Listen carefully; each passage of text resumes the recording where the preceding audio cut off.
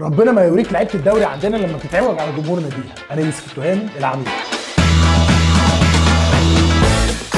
لعيبه الدوري المصري مش محتاجين مقدمه ولا تعريفات، لان كلهم شبه بعض وكلهم بيفتقروا كل اساسيات كره القدم، بس محسوبين علينا نجوم. احنا بنقول تمام، ما احنا بنحب الكوره وبنموت في النوادي اللي بنشجعها. بس تعالوا احكي لكم على مشهدين حصلوا في الاسابيع اللي فاتت ونشوف ايه اللي حصل. في ملعب برج العرب الاهلي كان بيلاعب فاركو والاهلي كسب في اخر دقيقه في الماتش، وجمهور الاهلي في ناس كتير قوي مسافره من القاهره وضاربين مشوار لاخر الدنيا، واللعيبه وهي خارجه بعد الماتش في كام لعيب كده جبروا بخاطر الجمهور عشان الجمهور ده ما يبقاش جاي على الفاضي. بس في لعيبه ثانيه تارجت مقموصه، وكل ده عشان الجمهور زي ما عليهم بسبب سوء مستواهم. ما انت ما تروحش تعمل لقطه واحده تعيش عليها طول تاريخ. الناحيه الثانيه بقى لعيبه الزمالك بيت كام بقوا يتجمعوا في نص الملعب عشان يروحوا يحيوا الجمهور اللي موجود في الثالثه يمين، ودي مش اول مره كانت تحصل، وحاجه يستحقوا ان احنا نشيد بيهم. ما عدا لعيب واحد خرج مقموص من الملعب من غير ما يعبر حد. طب يا ابني قدر الناس اللي جايه لك، هم دول الناس اللي عاملينك. المهم رسالتي للناس اللي محسوبين علينا لعيبه كوره وكل مره يعوجوا لنا وشهم ويطلعوا بعد الماتش مقموصين، يروحوا يشحنوا كارت ب 10 فيجددوا الباقه ويقوموا حاطين لنا ستوري بيتحدونا فيها. مره هم في الجيم ينزلوا ستوري كده عليها مزيكه اشباح من اللي بتقول كلام بيرد لهم غرور. مره ثانيه تلاقي لعيب ما جابش جون بقاله 6 شهور واول ما يجيب جون يبتدي يذل الجمهور بتاعه. يحط مره ايده على عينه قال يعني مش شايفكم، يحط مره ايده في ودنه قال يعني مش سامعكم، يحط مره ايده قال يعني مش حاسسكم. فبلاش والنبي الانعاره الكدابه دي، عشان في منكم شويه اقماع حظها حلو انها ما لعبتش وقت ما الجمهور كان بيحضر ساعه كامله، عشان كان زمان نصكم دلوقتي قاعد في البيت. بس عشان ربنا علم بحالكم فحاش الناس عنكم.